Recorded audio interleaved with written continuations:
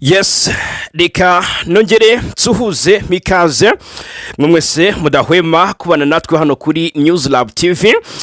Nge ndi Fagika Iramura namakuru agezweho cyane ku mutekano ku butaka Burasirazuba bw'igihugu cya Congo kuri uyu mugoroba kuri uyu wa mbere tariki 16 Gashyantare 2026. Ndagira ngo nguhunze yobera nkubwire ibiri kubera hariya muri Kivu y Amajyepfo ahazwi nka Puezelo. Ahangaha ni mu nkengero z'umujyi wa Minembwe ahari kuvugwa insinzi y'igisirikare cya Repubulika Demokarasi ya Congo ku ruhande rumwe, ariko ku rundi ruhande akavugwa nanone insinzi idasanzwe ya MLDP TWIRWANEHO ibarizwa mu ihuriro AFC M23 nyuma y'uko hashize iminsi igera kuri nebesuranira mu nkengero za Minembwe. Reka mbabwire rero uko ibintu byifashe, ko strategy zifashe ahari gukorerwa deployment ku ruhande rw'igisirikare cya Congo, aho TWIRWANEHO iri gukatinga amayira aca inzira y'imisada FARDC iri kugenda yiyambaza mu kugumana ubugenzuzi bw'iyi centre ya Puezelo.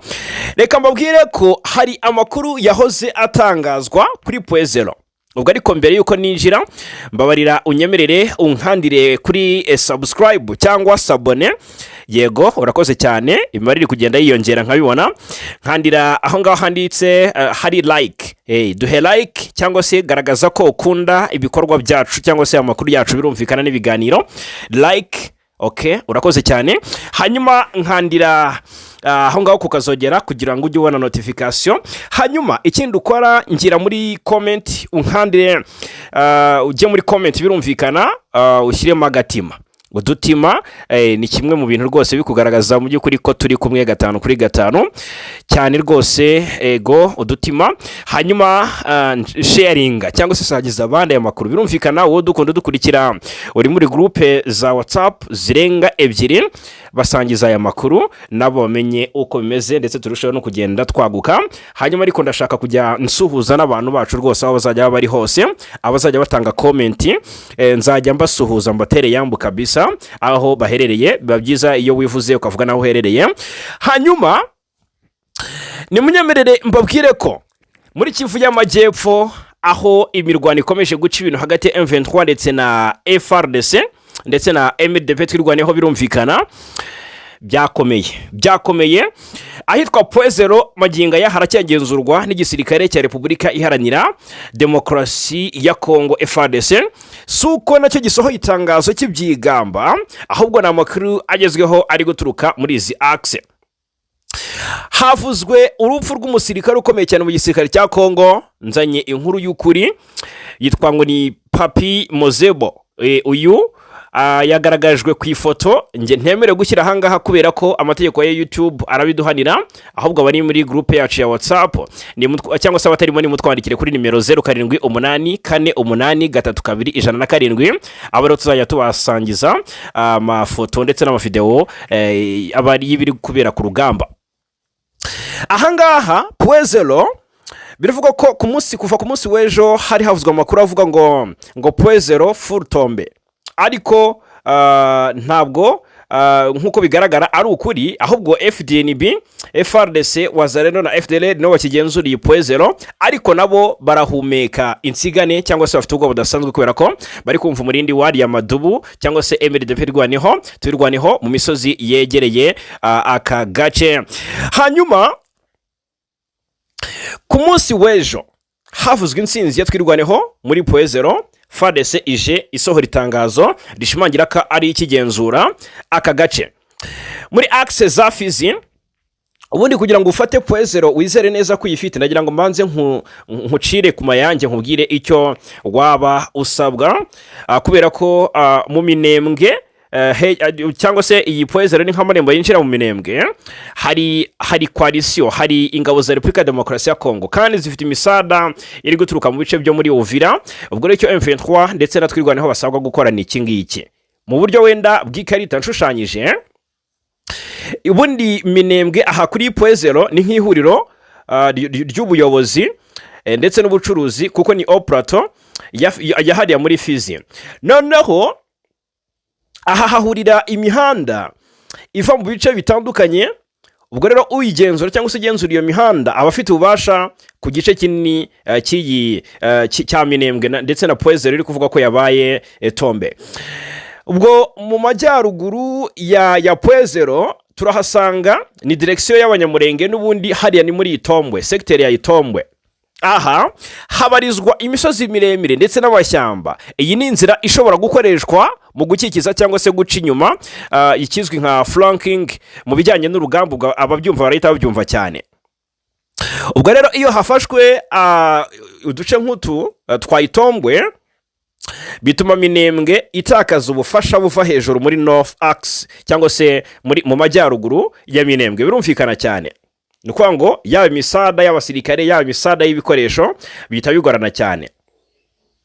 Noneho mu majyepfo cyangwa se muri direction batwereka ko uba werekeza mu bice bya Fizi n'ubundi. Aha Fizi ubwo ni ibice bihuza Minembwe n'uturere two hepfo muri Fizi. Ubwo inzira y'ingenzi yo kuba aha ngaho ubundi icyitwa ibyo kurya biza Minembwe biva Fizi ni iyo nzira. Ubwo rero urumva ko biba bitacyoroshye n'aka na gato.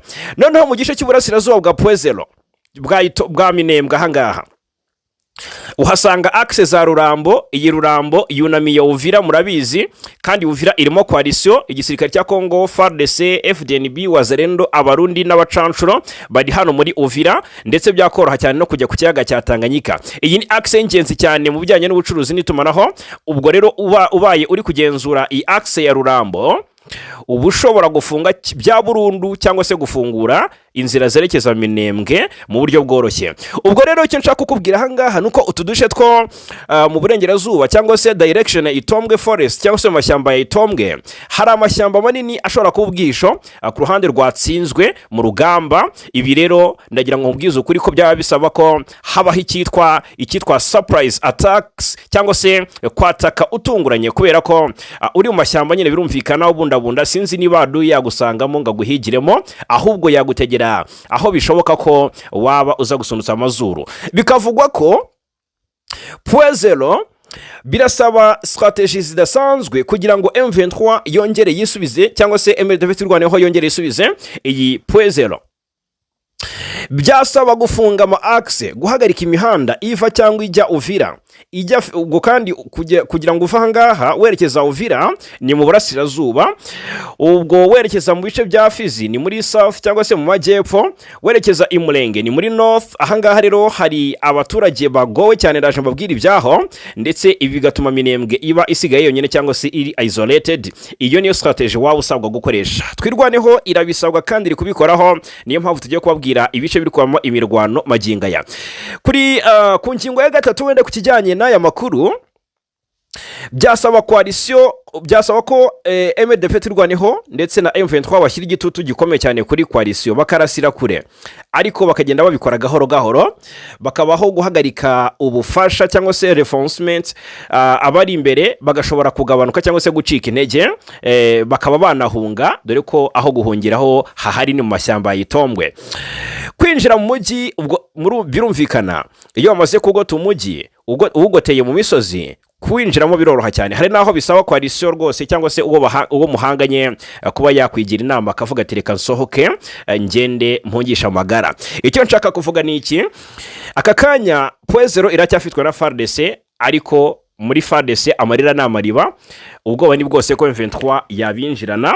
Ngira ngo murabizi ko M23 ndetse na TWIRWANEHO iyo bagiye gufata ibice nk'ibi ngibi by'amasantre akomeye bisaba kubanza kugota bagoteye mu misozi. Imisozi yose rero yunamiye Pwezero irimo abarwanyi ba M23. Havuzwe amakuru y'urupfu nyuma y'imirwano yakomeje kubera mu nkengero za Pwezero, amakuru y'urupfu rukomeye ndetse byavuzwe kuva ku gatandatu ngo rw'umusirikare witwa ngo ni Papi Mozebo. Igisirikare cya Congo cyavuze ko ubwo ni ibyavuzwe n'umwe mu basirikare bari ku rugamba muri axe za Pwezero, yagaragaje ifoto y'umusirikare bagaragaza ko ari nyakwigendera Colonel Papi Mozebo, uyu wahoze ayobora ingabo ngo abavuga ko ngo uyu nguyu ngo ntago yapfuye kwa gatandatu, ahubwo yiciwe muri Kivu y Amajyepfo. Ngo yaguye ku mirongo y'urugamba hari ya Kibumba majyaruguru ya Kivu, ngo yaguye mu rugamba rwabaye ari ku cyumweru tariki 26 Mutarama 2025, ubwo abarwanyi ba M23 ndetse na twirwaneho uyu we yongeyeho na Red Tabara ngo na FNL ngo bashyigikiwe ngo n'u Rwanda ngo ubwo binjiraga mu jya Uvira ngo nibwo uyu musirikare Colonel Papi Mozebo yasize ubuzima ku rugamba ngo ntabwo ari umurambo rero wavubaha wo kuri wa gatandatu w'icyumweru gishize.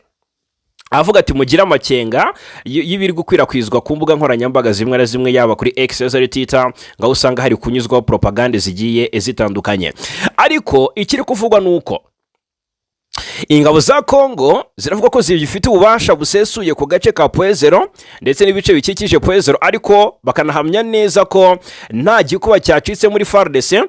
Bikavugwa Congo FARDC hamwe na Wazalendo bari gukomeza gushimangira cyangwa se gukaza umutekano n'ibirindiro mu duce dutandukanye turimo Puezero, harimo Rwitsankuku, harimo Mikenke, Gakangara, Irundu, Karingi. Bivuga ko ari iyi Karingi bivuga ko mu by'ukuri ahangaha ni wabo wa Rugabisha, General Alex Rugabisha witabye Imana minsi yashize. Ngo FARDC iri gukaza ibirindiro ahitwa Bidego, bivuga ko ari iwabo wa Azarias Ruberwa. Bari gukaza ibirindiro ahitwa Gahwera, ahitwa Ruhemba, ahitwa Kwirumba, Gitasha ndetse na Mucokwa. Aha hose FARDC na Wazalendo bari kuhashinga ibirindiro bikomeye cyane. Noneho ikindi kiri kuvugwa maginga ya FARDC ibiri kuvuga byose ngiri kugerageza kurinda n'umutekano w'abaturage muri izo axe, ngo nta baturage bari kwicwa nubwo ari kugaragazwa impungenge z'abaturage mu buryo bumwe cyangwa ubundi. Ariko bakavuga bati murabizi ko propaganda zatangiye kuva tariki 31 Mutarama 2026 abo ngo abaturwanya bavuga ko ngano Puezero ngo hahiye amazu atagira ingano y'abaturage ngo bikozwe n'igisirikare cya Congo. Bakavuga bati rero ibi byose ntabwo ari ukuri, ahubwo icyo dukora twebwe turi kurindira umutekano abaturage bo muri ibi bice bya Puezero. Kuba Puezero yari Tombee, FARDC yabihakanye hano, yemeza ko rwose ariyo ikigenzura aka gace n'ibindi bice bikikije iyi Puezero. Ubwo wenda nyumunyemerere duce mu bikubiye mu itangazo igisirikare cya Congo cyashyize ahagaragara. Ni itangazo ryo kuri cyumweru tariki 15 Gashyantare. Igisirikare cya Congo cyemeje ko ibirindiro bya Puezero mu turere tuyikikije turi muri teritwari ya Fizi muri Kivu y Amajyepfo ngo bikiri mu maboko yabo. FARDC yahakanye amakuru yari yakomeje kuvugwa ku mbuga nkoranyambaga avuga ko ako gace kigaruruwe n'inyeshyamba za twirwaneho zibarizwa mu ihuriro rya AFC M23. Igisirikare cya Congo cyavuze ko ayo makuru ari ibinyoma kandi gihamagarira abaturage gukomeza kuba maso, nk'uko iyi nkuru dukesha mediacongo.net ivuga. Nk'uko itangazo ryashyizwe ahagaragara rivuga, ibirindiro by'ingenzi biri Puezero no mu bice bihakikije ngo bikomeje kugenzurwa n'ingabo za leta zikomeje gushaka amahoro mu turere twigaruriwe.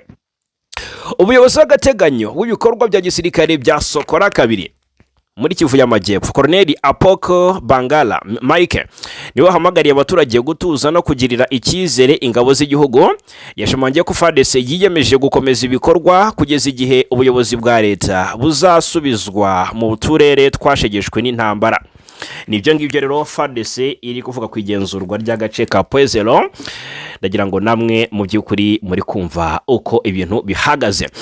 Tukiri muri Kivu y Amajyepfo mu bice bito cyane n'abanyamulenge. Abanyamulenge amarira yabaye amariba, bari gutabaza avuga bati turashize cyane cyane abo mu duce twa Minembwe. Ngo aka gace abaturage bo mu gace ka Minembwe gahuriramo teritwari za Fizi, Uvira na Mwenga muri Kivu y Amajyepfo baratangaza ko nubwo Perezida wa Repubulika Demokarasi ya Congo Felix Tshisekedi aherutse gutangaza ko yemeye agahenge, ihuriro ry'ingabo za leta ya Congo ayoboye rikomeje kubagabaho ibitero bikomeye birimo n'ibikorwa hifashishijwe indege zitagira abapilote zizwi nka drone. Ubwo rero amakuru atangwa n'aba baturage hamwe n'imiryango ya societe civile ikorera muri ibyo bice bigiye bitandukanye agaragaza ko ibitero bikomeje kugabwa ku baturage by'umwihariko mu misozi miremire igize Minembwe. Perezida wa societe civile yaho yitwa Santos Mufashi ku ya 15 Gashyantare ni ku munsi w'ejo yabwitangazamakuru ko nta kimenyetso na kimwe kigaragaza ko imirwano yahagaze. Avuga ati rwose turacyaraswa na drone za leta ya Kinshasa, ibimenyetso byose bigaragaza ko imirwano itahagaze kandi ko ikomeje.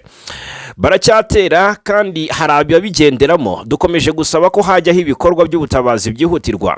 Turasaba umuryango wa Afurika yunze ubumwe gutabara kuko abatuye mu misozi miremire bakomeje kugabwaho ibitero no kwicwa baterwa amanywa nijoro. Ahangaha rero gusaba imiryango nka Afurika yunze ubumwe gutabara cyangwa se African Union, mubizi ko President Ndayishimiye we kuri ubu uri kuyobora uyu muryango, kandi ibikorwa by'ubugizi bwa nabi cyangwa se kugaba ibitero ku baturage bikorwa bigizwemo uruhare n'igisirikare cy'u Burundi. Mw'abantu mwe ni byakomeje gutera impungenge cyane. Abashinjwa kugira uruhare muri ibyo bitero barimo ingabo za leta ya Congo FARDC, ingabo z'u Burundi, umutwe wa FDLR urwanya leta y'u Rwanda ndetse n'ihuriro rya Wazalendo yibumbiyemo imitwe ya Mayima yishyigikiye ubutegetsi bwa Kinshasa. Abaturage rero bakavuga ko drone zikoreshwa mu kugaba ibitero ku ngo z'abasivile zikangiza ibikorwa remezo birimo iminara yitumanaho, byatumye ihuza nzira ryitumanaho rihagarara. Ubuhahirane n'ikorwa ry'imirimo isanzwe bishingiye ku ikoranabuhanga biradindira, bigira ingaruka zikomeye ku mibereho y'abaturage. Mufashi yongeyeho ati drone zirasa ingo z'abasivile zahagaritse ihuza nzira rya telefone ryacuruzaga dukoresheje telefone, ariko ubu abatuye muri Minembwe ngo ntibagifite uburyo busanzwe bwo kubaho. Minembwe aka ni agace kamaze imyaka myinshi kavugwaho umutekano muke ushingiye ku makimbirane ashingiye ku moko, ku butaka ndetse no ku nyungu za politiki n'ubukungu kuva mu ntambara za Congo zatangiye mu mwaka w'1996 n'umwaka w'1998. Aka gace kabaye indiri imitwe myinshi yitwaje intwari irimo Mayimayi, FDLR ndetse n'indi mitwe yitwara gisirikare. Muri 2020 ishingwa rya komine ya Minembwe ryateje impaka zikomeye mu gihugu. Bamwe bavuga ko ryakozwe mu buryo bunyuranyije n'amategeko, abandi bakagaragaza ko ari intambwe yo kwegereza ubuyobozi abaturage. Icyo gihe rero izo mpaka za politiki zakurikiwe n'umutekano muke warushijeho gukaza umurego. Perezida Tshisekedi yatangaje ko yemeye agahenge kagomba gutangira kubahirizwa tariki 18 Gashyantare. Icyakora abaturage ba Minembwe bavuga ko iryo tangazo ritahinduye uko ibintu bimeze kugeza n'amagingaya, bakavuga ko ibitero n'amagingaya bigikomeje kubagabwaho.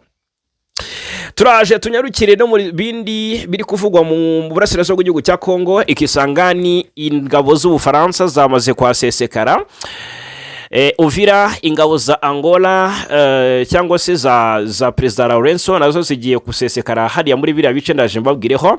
Na Afurika y'Epfo iracyakomeje gutiza umurindi President Tshisekedi mu rugamba rwo guhangana na M23. Turaje tubyinjiremo, ariko reka mbanze mbabwire amakuru yoturwa cyane aturutse muri teritwari ya Warikare. Amakuru atangajwe ariko adafitiwe gihamya avuga ko hari abarwanyi bo mu barwanyi ba M23 bamaze kujoininga Wazalendo. Ibi ariko bikaba mu by'ukuri nta gihamya cy'aya makuru kirajya ahagaragara. N'abarwanyi bagera ngo ku 9 umutwe wa M23 ngo bishyikirije ku bushake inyeshyamba z'abaturage zizwi nka Wazalendo kuri wa gatandatu tariki 15 Gashyantare ahitwa Icanjikiro mu gace ka Banamukema mu itsinda rya Kisimba cyangwa se groupement ya Kisimba, ni muri teritwari ya Warikare, ni muri Kivu y Amajyaruguru. Abo ngo bishyikirije Wazalendo ngo bayishyikirije n'imbunde enye zo mu bwoko bwa AK-47 nk'uko amakuru aturuka mu nzego z'umutekano zaho hantu abivuga. Abarwanyi ngo bahoze umutwe wa AFC-M23 ngo bahise boherezwa ahitwa Pinga kugira ngo hakorwe inzira zo kubamenya ndetse no kubitaho. Ngo ibi bikorwa byo kwishyikiriza abaturage ba Wazalendo ngo byaturutse ku gitutu cya gisirikare cyashyizwe ku barwanyi ba M23 n'ingabo za leta ya Congo za Force Armée de la République Démocratique du Congo FARDC mu bice bikikije Pinga, aho ingabo za FARDC zimaze iminsi zongera ibitero zikoresheje drone zigamije mu by'ukuri ibirindiro by'inyeshyamba muri ako gace ahantu nka Mpeti na Minjenje hafatwa nk'ibirindiro by'ingenzi by'umutwe wa M23 muri iyi teritwari ya Warikare. Harimo mu by'ukuri bikavuga ko harimo muhagiye hibasirwa cyane muri ibyo bitero. Haravugwa ingabo za Angola, ariko direka mbere ku z'Ubufaransa. Ingabo z'Ubufaransa zitazwi umubare zamaze kugera muri Repubulika Demokarasi ya Congo. Amakuru atugera haravuga ko kuri ubu izi ngabo ziri mu mujyi wa Kisangani ngo ziri kwitegura urugamba karabutaka, ziri kwitegura kwinjira mu ntambara. N'abakomando kabuhariwe b'Ubufaransa ngo bagiye gufasha President Tshisekedi mu rugamba rwo guhangana n'umutwe wa M23. aya makuru arahari ndetse n'ukuri ntariho ivumbi. Icyo ndi kugerageza gukurikirana n'itsinda ryacu rya News Lab TV ritegura cyangwa se ritugenzurira amakuru, riri kureba ku itariki izi ngabo zaziye, riri kureba ku mubare izi ngabo w'izi ngabo ziri Kisangani, ziri kureba kuri misiyo y'izi ngabo ni ukurwanya M23, ariko se mu buhe buryo? Hasi ku butaka bazajya barashisha mu rutsiye, bizajya bigenda bite? Nicyo dukeneye kumenya. Hanyuma tunamenye ese cyangwa ni ku bufasha bw'ibijyanye na drone, nibyo tutaramenya. N'umubare nyawo cyangwa se agreement hagati ya Perezida Macron ndetse na Perezida Tshisekedi, ese amasezerano yabo bombi aravuga iki yatumye Perezida Macron yohereza ingabo z'Ubufaransa muri Repubulika Demokarasi ya Congo? Ubu rero ziri Kisangani mu ntara ya Chopo. Hari n'andi makuru ari kuvuga ko Angola nayo igiye kohereza ingabo muri Repubulika Demokarasi ya Congo kugira ngo zifashe FARDC guhangana na M23. Ibihugu byombi bikaba byagiranye amasezerano y'imikoranire mu bya gisirikare, ariko murabizi ko Angola yifujwe kohereza ingabo muri Burasirazuba bwa Congo ikabitera utwatsi ikiri umuhuza. Murabyibuka ibiganiro bikiri Rwanda bitarimukira hariya muri Leta Zunze Ubumwe za Amerika. Angola yasabwe kenshi ko yatanga ingabo, ari Tshisekedi ubishaka, yagiye bitera Perezida Lawrence yagiye bitera utwatsi. Noneho byagezaho mu bihe by'agahenge Angola isabwa gutanga ingabo ngo zijye kugenzura iyubahirizwa ry'agahenge uko rikorwa, ariko hakabaho impungenge z'uko Angola ishobora kohereza izo ngabo muri iyo misiyo, ariko bikaza kurangira zibaye nk'izase Barundi zikarwana ku ruhande rw'igisirikare cya Congo. Gusa nabwo Angola ariyo yonyine igiye kohereza ingabo muri Repubulika Demokarasi ya Congo, kuko hari n'andi makuru yemeza ko Afurika y'Epfo nayo iza kongerera kohereza ingabo zikaza gufasha mu kurwanya M23. Gusa izi ngabo za Afurika y'Epfo zikaba zari zimaze amezi 6 zivuye muri Congo, aho zari zagiye mu butumwa bwa DRC boherejwemo na SADC. Gusa ntago byabahiriye kubera ko n'urugamba ibyabaye ku rugamba twabigarutseho gatanu ku kandi abo twabanaga from day one. Izi ngabo zose rero ngo nizimara kwifatanya zizarwana na M23 AFC, ngo bazabagiye kwesurana nayo. Ubwo M23 izabigiye kurwana n'imitwe icyenda irimo FARDC, igisirikare cya Congo, FDLR, inyeshyamba za FDLR zigizwe n'abajenosideri basize bakoze jenoside mu Rwanda, hari FDNB, igisirikare cy'u Burundi cyangwa se Force de Défense Nationale y'u Burundi, ingabo za Tanzania, Wazalendo, abacanshuro, abafaransa, abanyangola ndetse na Afurika y'Epfo. Mwabanwe mwumva ko ibintu bitoroshye naka na gato.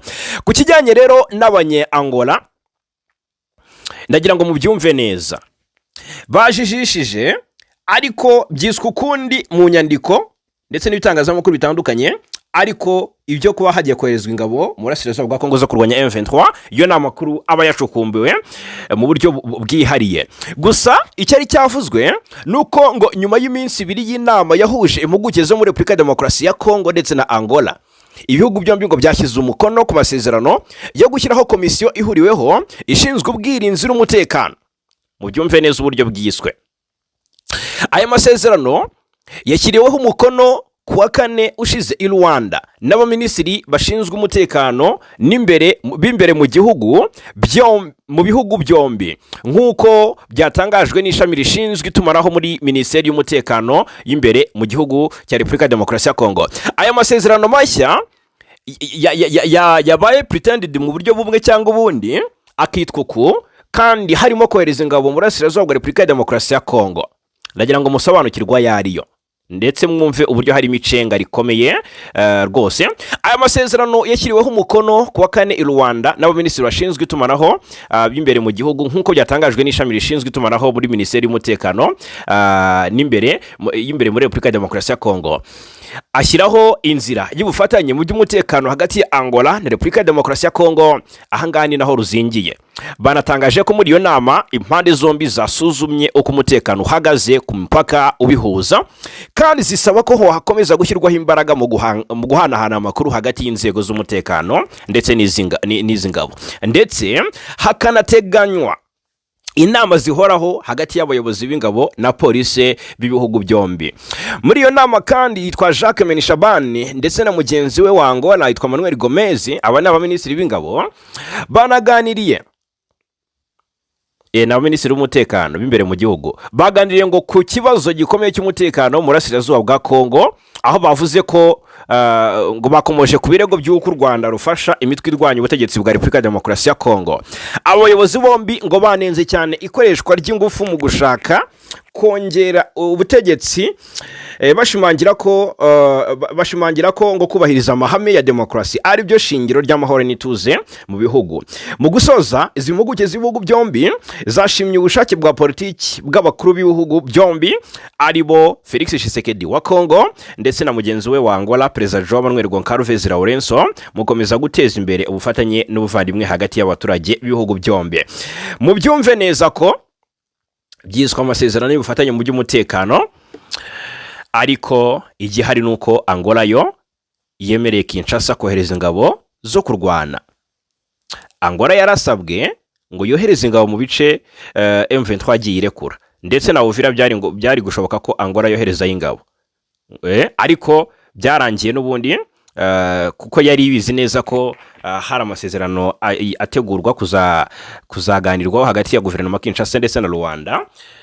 Bari babizi neza ko n'ubundi bishya bishyira kohereza ingabo mu burasirazuba bwa Congo. Aba rero nabo M23 mu byo igomba guhangana nabyo harimo no kurwana n'abanyangola, ubwo harimo n'abafaransa. Ikijyanye n'ubwumvikane hagati ya Kinshasa ndetse na Paris ku kijyanye no kohereza ingabo mu burasirazuba bwa Congo byo ntago birasobanuka neza, ariko igihari nuko hari umubare w'abasirikare b'Ubufaransa bamaze kugera hariya Ikisangani. Basanze abacancuro, basanze ababirigi, abacancuro ba Blackwater, abo muri Colombia, basanze ababirigi batagira ingano kwa Maxime Privot, ndetse basanze abanyarigeria, basanze mbega abanyamerika. Ni ibintu bitangaje cyane. M23 mu bizahangana nabo rero harimo abiruhu rwera, abavuga Urufaransa, abavuga Urwongereza. Uyu mutwe wa M23 ahangaha ni ugiye kwerekanira ubuhangange bwawo. Hanyuma Afurika y'Epfo kwa Ramaphosa, nubwo nawoze mbona presidency yo muri Afurika y'Epfo isa niyo bagiye izina rya Tshisekedi, aho Felix Tshisekedi iswe Philippe Tshisekedi baje no kubisiba ku rubuga rwa X aho bari babitangarije, ariko Afurika y'Epfo na Congo bari mu bufatanye, aho zangabo zahoze muri SADC zatsinzwe, nta butumwa zatanze rwose. Afurika y'Epfo ngo igiye gufasha Congo guhangana na M23. Hamaze iminsi hatangazwa ko Afurika y'Epfo igiye gukura ingabo zayo ziri mu butumwa bwa MONUSCO hariya muri Burasirazuba bwa Congo, ariko igiye kubivunjamo kohereza ubufasha Tshisekedi mu buryo butaziguye. Birumvikana cyane. Hanyuma reka tuve kuri ingingo, murumva ko nayo iteye ubwoba n'impungenge cyane, ariko ntacyo biragaragaza ko mu by'ukuri mu burasirazuba bwa Congo intambara igiye gukomeza guca ibintu. Ndayishimiye Perezida Ndayishimiye ndaje mite ninjira ku nkuru ye n'ingamba afite ngo zo kurangiza ikibazo cy'umutekano mu burasirazuba bwa Repubulika Iharanira Demokarasi ya Congo. Reka mpere ku makuru ari guturuka muri Sud Kivu muri kino cyumweru gishize tariki 15 Gashyantare, byari ku munsi w'ejo. Igisirikare cya Congo cyemeje ko ibirindiro bya Poezero no mu turere tuyikikije muri teritwari ya Fizi mu ntara Kivu y Amajyepfo bikiri mu maboko yabo. Ni FARDC yahakanye amakuru yarakomeje gukwirakwizwa ku mbuga nkoranyambaga avuga ko agace ka Poezero kigaruriwe n'inyeshyamba za TWIRWANEHO zibarizwa mu ihuriro AFC M23. Igisirikare cya Congo cyavuze ko ayo makuru ari ibinyoma, kandi gihamagarira abaturage gukomeza kuba maso nk'uko iyi nkuru dukesha mediacongo.net ivuga. Nk'uko itangazo ryashyizwe ahagaragara ribivuga, ngo ibirindiro by'ingenzi biri muri Poezero no mu bindi bice bihakikije ngo bikomeje kugenzurwa n'ingabo za leta nta nkomyi, ngo zikomeje no gushaka amahoro mu turere twigaruriwe. Ni FARDC. Umuyobozi w'agateganyo w'ibikorwa bya gisirikare bya Sokora kabiri muri Kivu y Amajyepfo, Colonel Apoko Bangala Mike, uyu yahamagariye abaturage gutuza no kugirira icyizere ingabo z'igihugu. Yashimangiye ko FARDC yiyemeje gukomeza ibikorwa kugeza igihe ubuyobozi bwa leta buzasubizwa mu turere twashegeshwe n'intambara. Nicyo twavuga, naho ubundi FARDC niyo ikigenzura Poezero nk'uko nayo ubwayo ibyivugira muri aka kanya. Perezida Ndayishimiye rero, Perezida Evaristo Ndayishimiye afite akazi katoroshye. Uyu mugabo rero akaba yinjiye mu nshingano zo kuyobora umuryango wa Afurika yunze ubumwe. yatangaje ko rero igihugu cye ngo cyiteguye gutanga umusanzu mu rwego rwo gucecekesha intwaro ku mugabane wa Afurika, by'umwihariko muri Repubulika Iharanira Demokarasi ya Congo. Ndayishimiye yavuze iri jambo aritanga nk'isezerano. Byari ku cyumweru tariki 15 Gashyantare, nyuma y'umunsi umwe ashyikirijwe inshingano zo kuba perezida w'umuryango wa Afurika yunze ubumwe. Uyu mugabo yatanze iryo sezerano mu gihe asanzwe afite ingabo mu Burasirazuba bwa Congo, murabizi, aho maginga ya igisirikare cye rwose ngo cyatangiye no gukora isuzuma ngo kirebe ese abishwe ni bangahe, ubundi hasigaye abasirikare bangahe ko abenshi bashiriye mu Burasirazuba bwa Congo. Rero birumvikana cyane izi ngabo ze zikaba zirwana ku ruhande rwa FARDC mu Burasirazuba bwa Congo zirwanya M23. Izi ngabo z'u Burundi zimaze igihe by'umwihariko zishinjwa gukorera ubwicanyi abanyekongo bo muri komine ya Minembwe ituwe n'abiganjemo abanyekongo b'Abanyamulenge, dore ko banajyanye igihugu cy'u Burundi mu rukiko rwa Le16 bajya kuregera ibikorwa by'ubwicanyi bakomeje gukorerwa n'ingabo z'igihugu cy'u Burundi. Perezida Ndayishimiye rero ubwo yabazwaga n'abanyamakuru ingamba afite zo guhagarika intambara yo muri Repubulika Demokarasi ya Congo, yavuze ko iriya ntambara ari ikibazo kimushishikaje cyane. Avuga ko hari icyizere cyo kurangira kwayo kuko hari ubushake bw'ibiganiro hagati y'abahanganye. Ndayishimiye yagaragaje ko intambara yo muri Congo iri mu bice bibiri: amakimbirane hagati y'u Rwanda na Congo hamwe n'ibibazo by'imitwe yitwaje intwaro y'abanyekongo. Ku makimbirane ya Kigali na Kinshasa, Ndayishimiye yavuze ko hari amasezerano ya Washington aho impande zombi zemeye guhagarika imirwano. Ati nubwo uyu munsi nta cyizere gifatika kiri hagati y'impande zombi, ayo masezerano arahari kandi bagomba kuyubahiriza kuko yasinywe n'impande zombi. Ati rero bigaruka ku muhuza ngo afashe izo mpande kubahiriza ayo masezerano. Perezida Ndayishimiye avuga ko kwemera guhagarika imirwano ari kimwe, ariko kubikora akaba ari ikindi. Yunzemo ati kugira ngo bishoboke, niba ari ingabo z'amahanga zihari zigomba gutaha, hakabaho kwizezwa ko nta ruhande ruzongera guteza intambara, hakajyaho urwego ruba hagati rukurikirana iyubahirizwa ry'ibyemeranyijweho. Ku kibazo cy'abanyekongo ubwabo yavuze ko bagomba kujya hamwe bakaganira. Akomoza ku biganiro bya Doha bihuza Kinshasa na AFC 23, aho benshi bavuze batanga noneho birashoboka ko M23 itangiye kumvikana nk'umutwe w'abanyekongo noneho.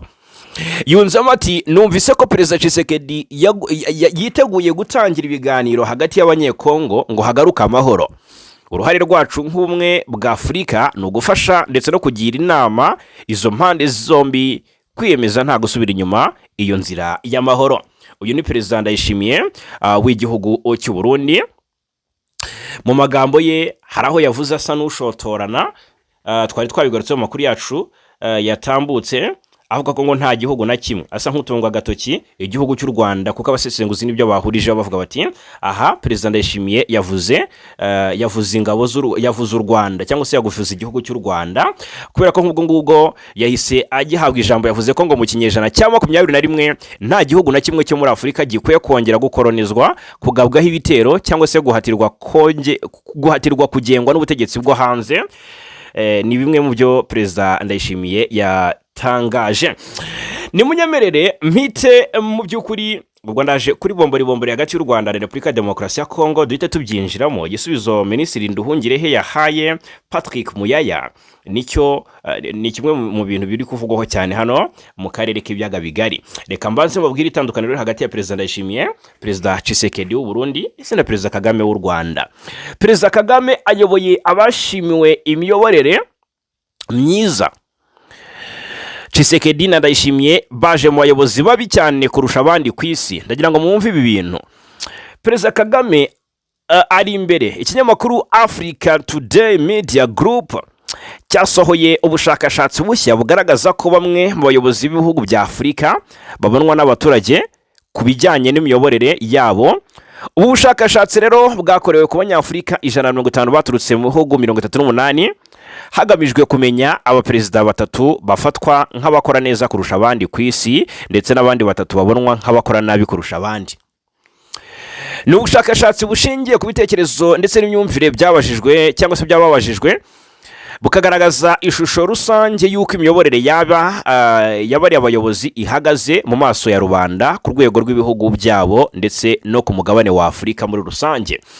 Abaperezida batatu bashimiwe kurusha abandi ni Perezida Kagame, niwe waje ku mwanya wa mbere n'amanota 92% ku ijana, agaragaza icyizere n'ishimwe byinshi ahabwa ku miyoborere ye kuva yafata ubutegetsi kuva mu mwaka w'ibihumbi 2000 nyuma y'igihe yari amaze ari Vice Perezida wa Repubulika y'u Rwanda, rwagiye rugaragaza impinduka zikomeye mu bukungu, mu miyoborere ndetse no mu iterambere ry'ibikorwa remezo.